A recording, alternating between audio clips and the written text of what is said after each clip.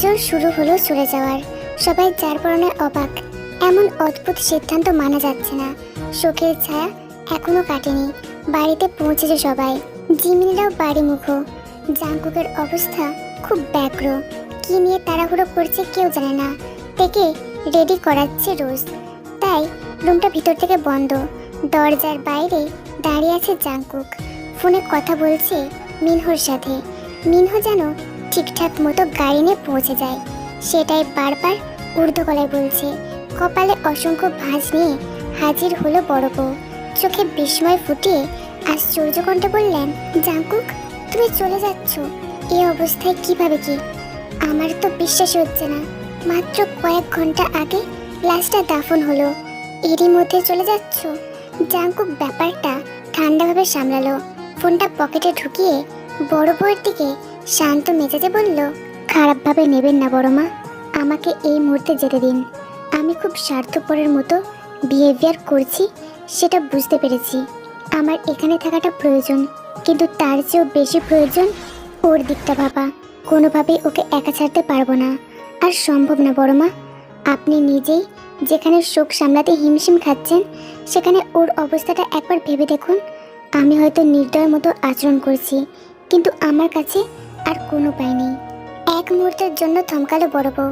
ধাক্কাটা নেওয়ার জন্য স্থির চোখে তাকালো।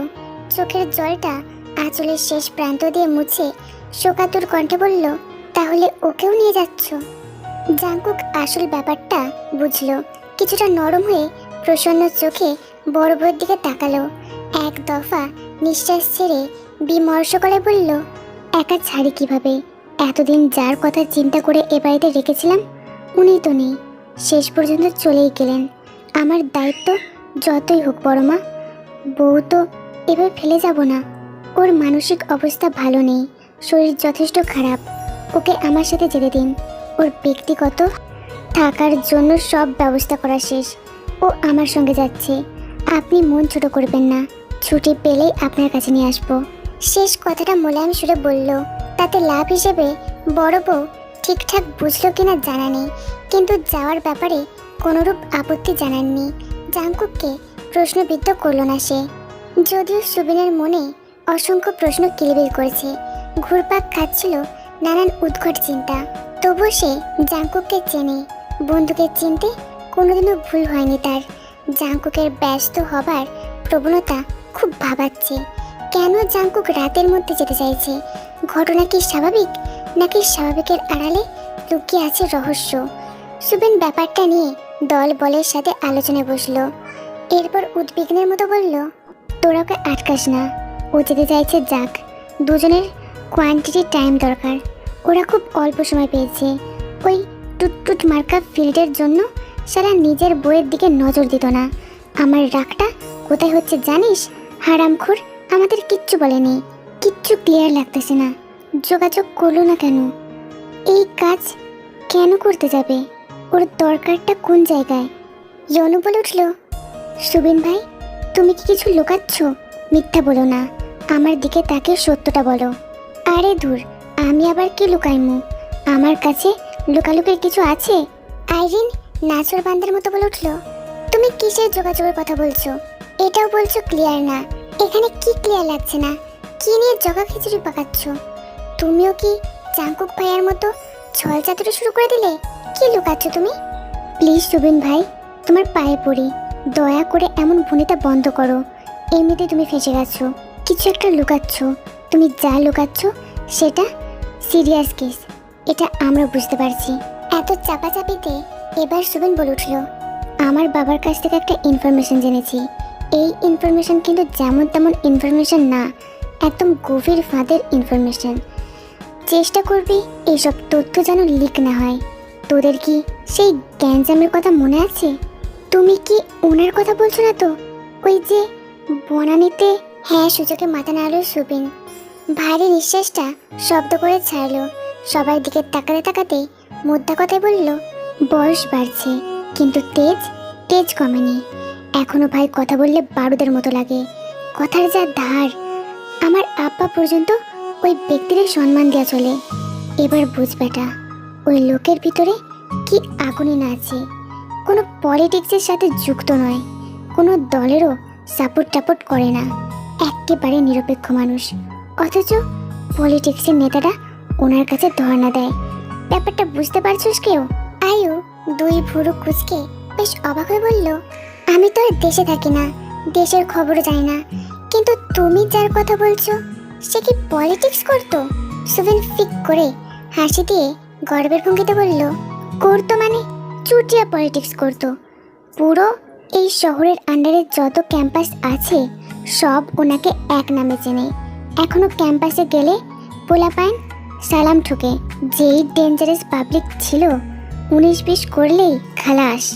সুবিন কথাটা বলেই ডান হাত দিয়ে গলা বারবার ছুরি চালানোর মতো ভান করলো। বুঝিয়ে দিল মানুষটা কতটা ভয়ঙ্কর ছিল। চোখের সামনে আপছে একটা মূর্তি কল্পনা করলো আয়ু। ভয়ে ঢোক গিলল সে। পাষাণের মতো মুখ চিন্তা করতেই সব জল্পনা ভস্ম করে সুবিন নিজের মোবাইলটা থেকে সেই মানুষটার ছবি বের করে দিল। এই যে এই লোকটার কথা বলছি, এনে ধর। ভয়ের শিহরণটা পিঠ বেয়ে নামলো আয়ুর। আবারও ঢোক গিলল। এরপর এরকম ভয়ঙ্কর পলিটিশিয়ানকে একদম দেখতে চায় না। সাথে সাথে মুখটা অন্যদিকে ফিরে নিল। নাকচ সুরে বলল, না না না, সরাও, আমি দেখবো না। ওসব লোকেদের চেহারা খুব ভয়ঙ্কর হয়, দেখলেই বুকটা ধকধক করে। সরাও তো, আমি দেখবো না, দেখতে চাই না। আয়ু ছবিটা দেখতে না চাইলেও সুবিন সেটা দেখলো। ফোনটা হাতে নিয়ে পর্যবেক্ষণশীল চক্ষু দিয়ে বলল, সুবিন ভাই, তুমি কি ফাজলামি করছো? এটা তুমি কার ছবি ধরিয়ে দিলে? ইনি তো কোনো পলিটিশিয়ান না। ফিক করে মুচকি হাসলো সুবিন। সোফায় বসে গা ছেড়ে দিয়ে পায়ের উপর পা তুলে অ্যাটিটিউড ভঙ্গিতে বলল, ওই বয়লার ইলিশ, তুই এই দেশে থাকুস? চিনুস কাউরে? সালা চুপ থাক। মুখের ওপর দমিয়ে দিল সুবিন। ততক্ষণে আয়ু সরু চোখে মোবাইল স্ক্রিনে দেখছে। অল্পক্ষণ তাকিয়ে থাকতেই মোবাইলটা নিজের হাতে নিল। খুঁটিয়ে খুঁটিয়ে যত দেখছে ততই আশ্চর্য হচ্ছে সে। এই চেহারার সাথে কল্পনার চিত্র মিলছে না, কোনোভাবেই যায় না। সিনেমায় যেমন কাটাওয়ালা ভয়াল মুখ দেখেছে, মনে মনে যেরকম কিছু ভেবেছে, কিন্তু এ যে ভিন্ন চিত্র। আয়ু কিছুটা অদ্ভুত সুরে অদ্ভুত কণ্ঠে বলল, আনম্যারিড? সুবিন হো হো করে ঘর কাঁপিয়ে হাসলো।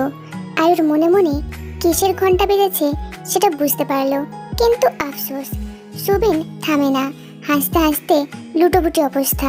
আয়ু মহা বিরক্ত হয়ে ভুরুকুচকে বলল, এই জন্য তোমাকে কিচ্ছু বলতে ইচ্ছা করে না, সবসময় বেহুদা কারণে হি হি করো। এখন হি হি করার সময় বাড়ির মানুষগুলো শুনলে কি ভাববে?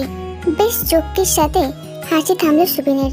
একটু শান্ত হয়ে হাসির দমক কাটিয়ে স্বাভাবিক কণ্ঠে বলল, নজর দিস না, উনি ম্যারিড, 2 বাচ্চার বাপ, ছেলে মেয়ে দুটাই আছে।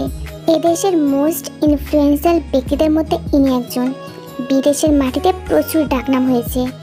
আর এজন্যই তুই, শেষ কথাটা ইয়নুর দিকে তাকিয়ে বলল, তুই ওনাকে পলিটিশিয়ান হিসেবে না, বিজনেসম্যান হিসেবে চিনিস। এবার বুঝছিস যে? সুবিন কথার প্রসঙ্গটা আবারও ঘুরে নিল। কানে যে কথাটা এসেছে সেটা ধীরে সুস্থে বলতে শুরু করলো। সুগার ভাষ্যমতে জাংকুকের ফোন ট্র্যাক করা হতো।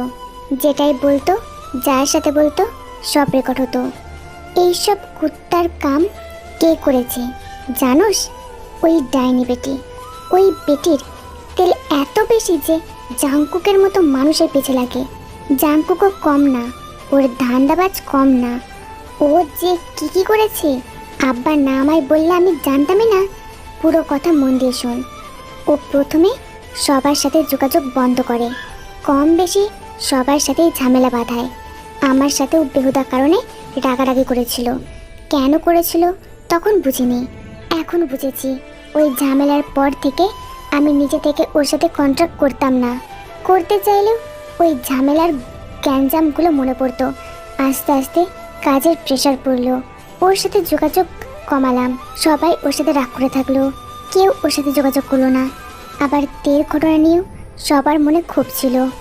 ওর সাথে যখন যোগাযোগ কমাই যায় তখন এই দিক দিয়েও রাস্তা একটা ক্লিয়ার হয়ে যায়। ওইটা আমরা কেউ বুঝে নাই। রানী যে ফাঁদটা পেতেছিল ওইখানে কিছুই ধরা পড়েনি। ফলে ওই বেটির মন থেকে সন্দেহ দূর হয়। ভাবে জাংকুক এখন একা, তের সাথেও যোগাযোগ নাই, আমাদের সাথেও মেলবন্ধন নাই, তার মানে রাস্তা ফাঁকা, সব তছনছ হয়ে গেছে। অথচ জাংকুক বাবাজি তলে তলে আকাম কইরা গেছে। ছোট মামির চিকিৎসা থেকে শুরু করে যাবতীয় খরচ একটা ব্যাংক অ্যাকাউন্ট থেকে যেত। আর এই অ্যাকাউন্ট ওর না, মিস্টার জেহোপের ছিল। এইবার বল, কেউ কি ভুল কইরাও ওই জেহোপরে খাটাইতে যাইব? কারোর কি ওই সাহস আছে? মিস্টার জং হো শক ওরফে জেহোপ ওই এমন একখান মারে ভাই, ক্ষমতায় না থাকলেও ক্ষমতা লাগাইতে পারবো। জাংকুক দেশে ছিল না ঠিকই, অথচ ওর বুদ্ধি দেখ কোন লেভেলের কাছে। একেবারে জেহোপকে ধইরা সব ধামাচাপা। রানীর মতো পাবলিক টাকা ফলায় কাজ করায়, আর জেহোপ ভাই কাজ দিয়া কাজ সারায়। কত বড় কাহিনী হইয়া গেছে ভাবা যায়। এই ঘটনা আমার আব্বাই আমাকে বলতে চায় নাই। আমি টিপ্পা টিপ্পা খুঁচাইয়া খুঁচাইয়া কঠোর সংগ্রামের পর বাহির করছি। জেহোপ একসময় এই নামটা অনেক আলোচিত ছিল। প্রতিটা খবরের কাগজে যার হেডলাইন থাকতো। এখন সে নিরস্তর অবস্থায় থাকে, নিরপেক্ষ সাধারণ জনগণের মতো চলাফেরা করে। পরিবার নিয়ে দেদারাস দিন কাটাচ্ছে। অমানসিক কষ্ট ভোগের পর সে আবারও স্বাধীন। ক্ষমতার চাবিকাঠি আবারও তার মুঠিতে। কবজি করেছে কিছু অনৈতিক সিস্টেম। এখনও তার আদর্শে দাগ লাগেনি। টাকার জোরেই হোক বা কিছু জনগণের আশ্বাসে সে এখনও নিজের শক্ত রীতিতে বলিয়ান। রাজনৈতিক কার্যকলাপে আর যুক্তি নেই। ছেড়েছে সরকারি দল। সব কিছু থেকে দূরে থাকলেও মানুষের প্রতি দায়িত্ব কমেনি, আজ বেড়েছে বহুগুণে। জীবনের একটা সময় খুব ভরসা করত রাজনীতির মূলনীতিতে। কিন্তু পদে পদে যে সংজ্ঞা বদলে গেছে, হারিয়ে গেছে মানুষের ধর্ম, ঢুকেছে অরাজকতার গ্রাস। সেই গ্রাস থেকে মুক্তি পাওয়া কোনোদিনও সম্ভব না। জীবনের দুঃখগুলো আমৃত্যু স্মৃতিপটে থাকবে, স্মরণে থাকবে সেই সব কালো অধ্যায়। যেই অধ্যায়ের প্রতিটা পাতায় কষ্ট ছিল, দুঃখ ছিল, হেরে যাওয়ার বেদনা ছিল, আত্মসম্মানের ধ্বংস ছিল। চোখ বুঝলেই সেই দিনগুলো ধরা দেয়।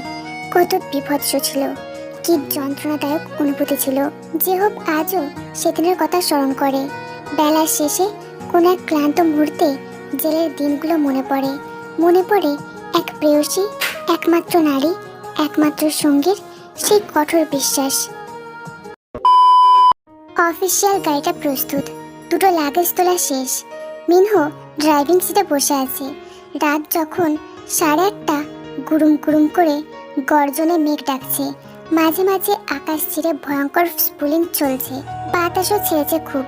মনে হচ্ছে বৃষ্টি হবে। উঠানের কোনায় কোনায় মানুষের জটল, বেশিরভাগ সেখানে গেরস্ত মহিলারা। সবার মুখে মুখে শোকের বুলি হচ্ছে। তার চেয়েও বেশি আলোচনা হচ্ছে জাংকুকের যাওয়া নিয়ে। এমন একটা দুর্ভোগ সময়ে কি করে চলে যায়। কেউ কেউ এটা নিয়ে ঘোর আপত্তি জানাচ্ছে, কেউ কেউ ব্যাপারটা নিয়ে যুক্তিবাক্য আওড়াচ্ছে। কেননা সবাই জানে আজ নয়তো কাল শোক কাটিয়ে উঠবে, ভুলে যাবে আজকের এই ব্যথা। তে পুরোপুরি জ্বরাক্রান্ত, দেহের তাপমাত্রা ভয়াবহ আকারে বাড়ছে। কমার কোনো নামগন্ধ নেই। জাংকুক আর দেরি করল না, 2 হাত বাড়িয়ে কোলে তুলে নিল।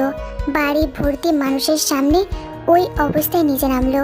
গাড়ির দিকে যেতে যেতেই তুমুল বাতাস ছেড়েছে।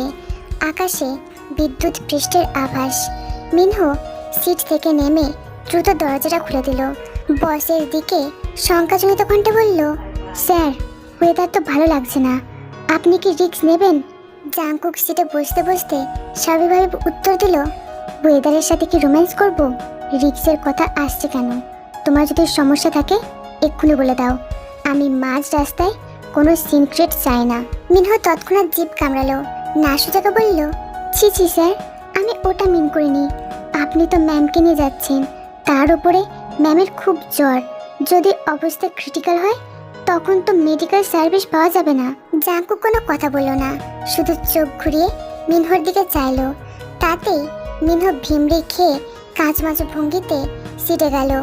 বড় বউ সহ বাকি সবাই এসে গেছে। তীব্র বাতাসে ধুলো উড়ছে। সেই অবস্থায় বিদায় জানালো জাংকুক। বড় বড় হাতটা শক্ত করে ধরলো, ভরসাজনক কণ্ঠে শান্তভাবে বলল, যে কোনো প্রয়োজনে শুধু একবার কল করবেন, বাকিটা আমি দেখে নেব। আপনি কোনো ব্যাপারে টেনশন করবেন না, এখানে আপনার দায়িত্ব কমেনি। আমার শালিকা দুটো অবিবাহিত আছে, তাদের কথা চিন্তা করে মুখে খাবার দেবেন, শরীরের প্রতি অবহেলা করবেন না। আমি পৌঁছে আপনাকে ফোন করব, কোনো ভয় নেই। এবার দৃষ্টি ঘোরালো সেলেনার দিকে, মৃদু হাসিতে বলল, আপনাকে মেজমা বলবো নাকি মেজো মামি? আপনি যে এভাবে কাঁদবেন আমার জন্য নতুন ছিল। নিজেকে শক্ত করুন, ওভাবে হাউমাউ করে কাঁদতে নেই। শুনেছি মৃত মানুষদের কষ্ট হয়, আপনিও শরীরের প্রতি যত্ন নেবেন। অসুখ টসুখ হলে কিপটামি করবেন না, আমাকে কল দেবেন। আপনার সাথে তো পুরনো সম্পর্ক, মনে আছে না? বিদায় পালার শেষে সুবিনের দিকে তাকালো, চোখের ইশারায় বুঝিয়ে দিল, সব দেখে রাখিস, আমি আসছি। সুবিনও চোখ বন্ধ করে আশ্বস্ত করলো, বুঝিয়ে দিল, কোনো টেনশন নেই, আমরা তো আছি। স্থির গাড়িটা স্টার্ট দিল মিনহো। ইঞ্জিন চালু হতেই মৃদু মৃদু কাঁপছে। জানলার বাইরে সবার শোকাহত চেহারা দেখতে দেখতে গাড়িটা শো করে ছুটে চলল। একটা চাপা নিঃশ্বাস ছাড়লো জাংকুক, তাকালো তের দিকে। গাড়ির রুফ টপ লাইটের মৃদু আলোয় লালচে মুখটা দেখা যাচ্ছে, ঠোঁট দুটো মাঝে সরু ফাঁকটুকু দিয়ে জ্বরের কাতরানো দমটা বের হচ্ছে। চোখের দুই কোণ দিয়ে কিছু সময় পরপর অশ্রু পড়ছে। সিট থেকে টেনে খুলে বসালো জাংকুক, মাথাটা বুকের বাঁ দিকটায় আগলে ধরলো। তের তপ্ত গলাটা পাঞ্জাবি ভেদ করে বুকে লেগেছে, পুরো শরীরটা অতিরিক্ত মাত্রায় গরম। এসি অফ করে জানলা খুলে দিল, দুই হাতে দেখে জড়িয়ে রেখে মাথাটা পিছনে হেলালো জাংকুক। তখনও বুকের কাছে ঘুমন্ত মাথাটা নড়ে চড়ে উঠল।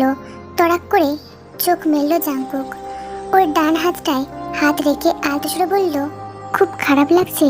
তে আধ বোঝার দৃষ্টিতে তাকালো, শুকনো গলায় ঢুক গিলে ফিসফিস করে বলল, জল। ত্রস্তর ভঙ্গিতে জল জোগাড় করলো জাংকুক, পা হাতে টেকে আগলে রেখে ডান হাতে জল ভর্তি বোতলটা এগিয়ে দিল। ঠোঁটের কাছে কাত করতেই কয়েক ঢোক জল খেলো তে। বোতলটা সরাতেই তে আবারও বলে উঠল, কোথায় যাচ্ছেন? জাংকুক মুখ নিচু করলো, তের কাছাকাছি মুখ এনে হালকা হাসিতে বলল, আমার নেভি ফিল্ডের কাছে। তোমাকে এখন থেকে আমার কাছে রেখে দেব, কোথাও যেতে দেবো না, শুধু তুমি আর আমি থাকবো।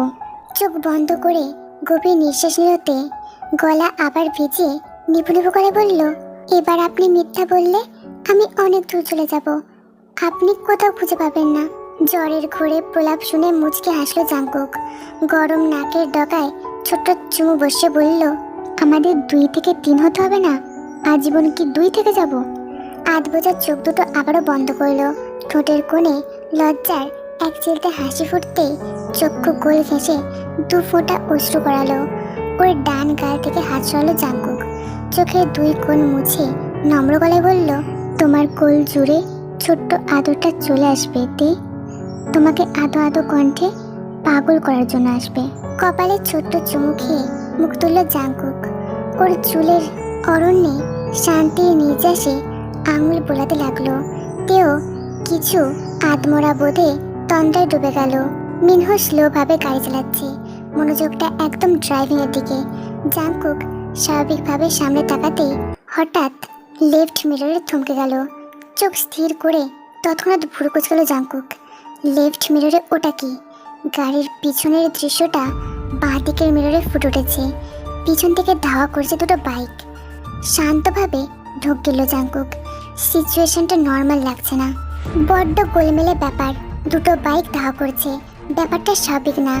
এর মধ্যে আবহাওয়া খারাপ, মৃদু বাতাসের ঝাপটা চলছে, চতুর্দিকে অন্ধকার, ওদের মুখ দেখা যাচ্ছে না, সেটা হেলমেটে ঢাকা। লেফট মিররে চুপচাপ দেখে যাচ্ছে জাংকুক, তার চোখ স্থির, মাথাটা ঠান্ডা। এই মুহূর্তে অস্থির হলে চলবে না, তাকে ঠান্ডা মাথায় এগোতে হবে। ওরা কেন ধাওয়া করছে সেটা বুঝতে হবে। জাংকুক লেফট মিররে দৃষ্টি রাখার অবস্থায় মিনহোর উদ্দেশ্যে বলল, 2টো বাইক ফলো করছে, খবরদার গাড়ি থামাবে না, আমি না বলা পর্যন্ত অ্যাকশন নেওয়া যাবে না। চকিতে ভিমড়ে খেলো মিনহো, এত এতক্ষণ খুব শান্ত মনে গাড়ি চালাচ্ছিল।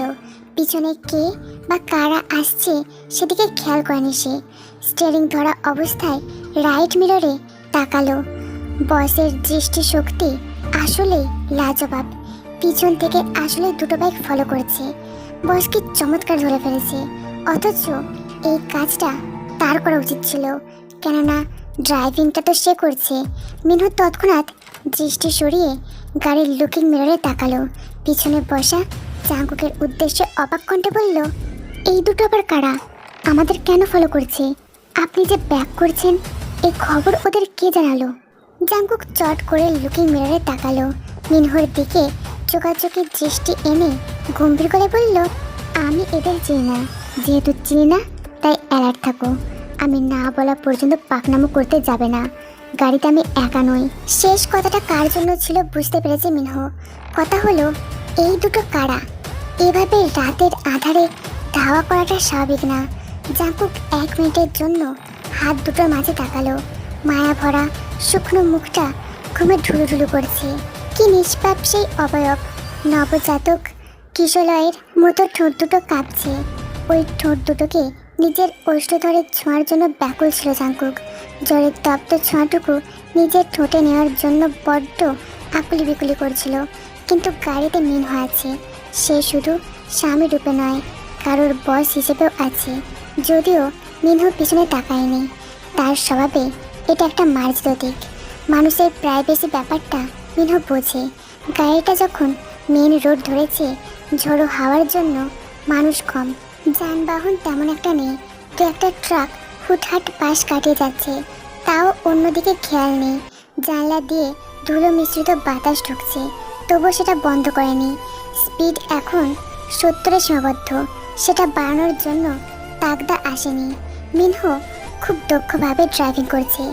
এমনভাবেই করছে যেন পিছনের বাইকাররা না বুঝুক। জাঙ্কুক সন্তর্পণে হিসেব কষে যাচ্ছে।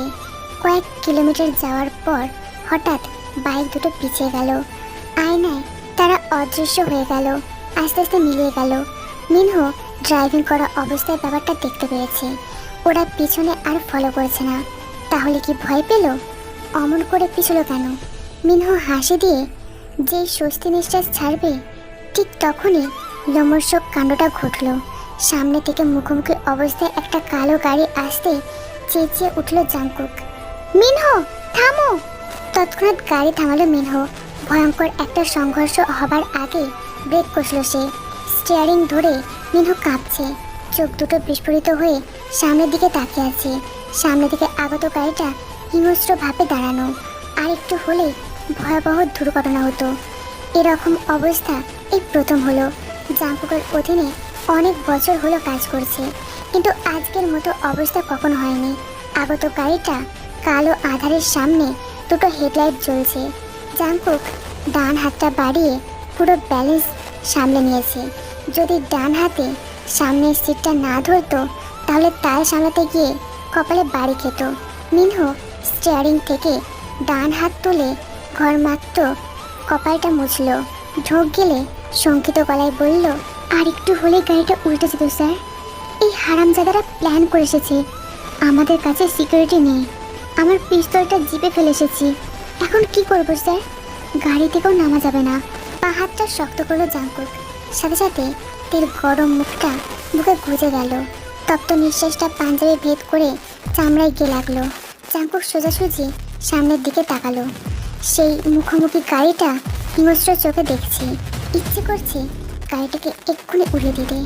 মিনহু কোনো উত্তর না পেয়ে আবারও বলতে লাগলো, স্যার। দাঁতে দাঁত পিষে থামলো জাঙ্কুক। চুপ, কথা না। একটা অবর্ণীয় তেজে চমকে উঠল মিনহু। বস ছুটে গেছে? আর কথা বাড়ায়নি। বস যেহেতু শান্ত হতে বলেছে তাই চুপ থাকা দরকার। জাঙ্কুক একবার ডানে একবার বামে তাকালো। দুদিকে কেউ নেই। মাথাটা পিছু ফিরিয়ে দেখলো, পিছনটাও খালি। বুঝতে আর বাকি রইল না পিছনে পিছনে বাইক দুটো ছুটতে গেছে। ওরা গুপ্তচর ছিল। জাঙ্কুক পুরো নকশাটা আজ করতে পারলো। একদম খাপে খাপে মিলে ফেলেছে। মাথা ঘুরিয়ে সামনে তাকাতেই ওই গাড়িটার পাশে আর একটা গাড়ি আসলো। মিনহু উত্তেজনার চোটে বিস্মিত হয়ে বলল, ওরা আমাদের ঘিরে ধরেছে স্যার। এক্ষুনি না পালালে ফেঁসে যাব। বলতে দেরি, সামনে থেকে ভোঁভো জাতীয় হুঙ্কার শুরু। গাড়ি দুটো ইঞ্জিন চালু করে দিয়েছে। জাংকুক আর দেরি না করে উচ্চ কণ্ঠে বলে ফেলল, গাড়ি ব্যাক নাও, কুইক। দেরি করো না মিনহো। মিনহো একটু দেরি করলো না। বাধ্য কর্মকর্তার মতো মনিবের কথা শুনলো। একটু পিছিয়ে নিতে এক চান্সে গাড়িটা ঘুরিয়ে ফেললো। প্রচণ্ড স্পিডে ওই গাড়ি আসছে। মিনহো চোখে মুখে বিভৎস রাগ ফুটিয়ে দাঁত কটমট করলো। কে যেন মেজাজে গজগজ করে বলল, চামড়ের বাচ্চারা খেলা শুরু করেছে। একটু আগে অ্যাক্সিডেন্ট হতে গিয়ে হলো না, এখন ধাওয়া করছে। এমন কেন করছে স্যার? আমার মাথায় তো কিচ্ছু ঢুকছে না। মিনহোর উৎকণ্ঠা থেকে কিছুই বলল না। জাংকুকের টেনশন শুধু ডেকে নিয়ে ওকে এই অবস্থায় আনা ভুল হয়েছে। যদি জানতো এমন কিছু হবে তাহলে সে থেকেই যেত, 2 দিন কাটিয়ে ফিরে আসতো। কিন্তু উপায় নেই, ওই বাড়িতে থাকা যায় না। চতুর্দিকে শোকের ছায়া। জাংকুক গভীর করে একটা দম নিল, ঠোঁট দুটো গোল করে নিঃশ্বাসটুকু ছাড়লো। তুমুল স্পিডে গাড়ি চলছে। আশি গতির সীমা ছুঁয়ে ফেলেছে। বাইরে ঝপ করে বৃষ্টি শুরু হয়েছে। জানলা দিয়ে বৃষ্টির জল ঢুকছে। জাংকুক দ্রুত জানলার কাঁচ ওঠাতে থাকলে মিনহো তখন বলল, স্যার ওরা কেন ফলো করছে? জাংকুক ডান দিকে জানলাটা লাগালো। তুখর বৃষ্টি পড়ছে। আকাশটা পৈশাচিক সুরে ডাকছে। মেঘে মেঘে গর্জন উঠছে খুব। রাতের চাদর ছিঁড়ে দিনের আলো ফুটলো। সাথে সাথে ঠাস করে বজ্রপাত হলো। তীব্র শব্দটা কান ফাটানোর মতো। প্রচণ্ড ভয়ে শিউরে উঠল তে। জ্বর তাপ 2 হাতে পাঞ্জাবিটা খামচে ধরতে উষ্ণ ক্রোড়ে আগলে নিল জাংকুক। ওর মাথায় হাত বোলাতে বোলাতে মিনহোকে জবাব দিল, ওরা ফলো করছে না মিনহো, ওরা খুন করতে চাইছে। বুকটা কেঁপে উঠল, ঢোক গিলল মিনহো। হঠাৎ মনে পড়ল একজনের কথা। চোখের সামনে মনের ক্যানভাসে একটা মুখ ভাসলো। সেই মুখটা নিষ্পাপ না, ভয়ঙ্কর। কতটা ভয়ঙ্কর বলার অপেক্ষা রাখে না। এই 2 বছর যে চিত্র ধারণ করেছে সেটা ওই ব্যক্তির জন্য। তার বসের জীবনে ওই ব্যক্তি অভিশাপের মতো। ক্ষমতার জোরে ওই ব্যক্তি আজ প্রচুর অপকর্ম করছে, কিন্তু এমনভাবে কাজ সারছে সেখানে কোনো প্রমাণ নেই। একদম হাত ছাড়া দিয়ে খালাস। এদিকে পুলিশ থেকে শুরু করে সবাই তার কথা শোনে, তার ইশারায় উঠে বসে। যদি একটুখানি এদিক ওদিক কেউ করে তাহলে পরিচয়ের পাশে লেট শব্দটা লেগে যায়। খুনের কথাটা মনে পড়তেই চিন্তা কাটলো ওর। ভাবনার দুয়ার থেকে বাস্তবে ফিরল। বস যে কিভাবে টেনশন করছে সেটা বুঝতে পারল সে। জাংকুক পকেট থেকে ফোন বের করলো। নেটওয়ার্ক নেই, কাউকে কল দেওয়া যাচ্ছে না। মিনহো হর্ন বাজাতে বাজাতে গাড়ি ছোটাচ্ছে। স্পিডের কাটা 80-র উপরে। বৃষ্টির তেজ কমে গেছে। এখনো গাড়ি দুটো হায়নার মতো আসছে। পুরো রোডে 3টে গাড়ি দাপাতে দাপাতে যাচ্ছে। হঠাৎ পিছন থেকে অদ্ভুত ও জোরালো শব্দ হলো। মাথা পিছু ঘোরালো জাংকুক। পরিস্থিতি অস্বাভাবিক দেখে গলা উঁচিয়ে বলল, হেড ডাউন মিনহো। এক নিমেষের ভিতরে মাথা ঝোঁকালো ওরা। বিকট শব্দ করে পিছনের সিট চূর্ণ বিচূর্ণ হয়ে গেল। পুরো কাঁচ চুরমার হয়ে শেষের গদিতে পড়লো। পিছন থেকে গুলি চালাচ্ছে। ভাগ্যিস মিনহো আজ মাইক্রোটা এনেছিল, না হলে কাঁচের টুকরোগুলো বেড়ে যেত ঠিকই। আবার মাথা ওঠালো ওরা। খালি হাতে কিছু করা যাচ্ছে না। পাল্টা অ্যাকশনটা না নিলে ওরা পিছু ছাড়বে না। জাংকুক কিছু করার পূর্বেই অভাবনীয় অবস্থা হলো। দ্বিতীয়বারের মতো ব্রেক কষল মিনহো। এবার ব্রেকটা আগের মতো আকস্মিক ছিল না। দূর থেকে কিছু দেখতে পেয়ে ব্রেক কষেছে। সামনে থেকে আর একটা গাড়ি দাঁড়িয়ে আছে। গাড়িটা চিনতে পেরে মিনহোর দম বন্ধ হয়ে আসছিল। পুরো মুখে অকল্পনীয় ভয় জেঁকে ধরেছে। অজান্তেই মিনহো স্টিয়ারিং থেকে হাত সরিয়ে ফেলল। সামনে আগত গাড়িটা জানলা দিয়ে পিস্তল ধরে আছে। একটু নড়চড় করলে গুলি চালাবে, অথচ তাদের হাতে কিচ্ছু নেই। পিস্তল পর্যন্ত রাখেনি। মিনহো রোবটের মতো স্থির চোখে বলল, স্যার। মিনহোর তোতলানো কথাটা বুঝতে পারল জাংকুক। স্যার, আমাদের হাতে পিস্তল নেই, অ্যাকশন কিভাবে নেব? 2 মিনিটের মতো স্থির রইল জাংকুক। বুকের স্পন্দন অতিরিক্ত মাত্রায় তীব্র। ক্রোধে আবদ্ধ মানুষটা ভয় অনুভব করছে। নিজের প্রতি ধিক্কার, প্রচণ্ড আক্ষেপ অসম্ভব ঘৃণা হচ্ছে। ভয়ের কাছে ঝুঁকে যাচ্ছে জাংকুক। আর যদি একা হতো, হায় যদি একা হতো, কে জানতো পিঠ পিছনে এমন মানুষ আসবে? কে বুঝতো এভাবেও চক্রান্ত হতে পারে? মিনহো নিঃস্ব রিক্ত শূন্য চোখে তাকিয়ে আছে। তাদের গাড়ির হেডলাইটের আলো অন অফ হচ্ছে। জাংকুক এমনভাবে হেরে যেতে চায় না, পরিস্থিতির কাছে নত স্বীকার করবে না।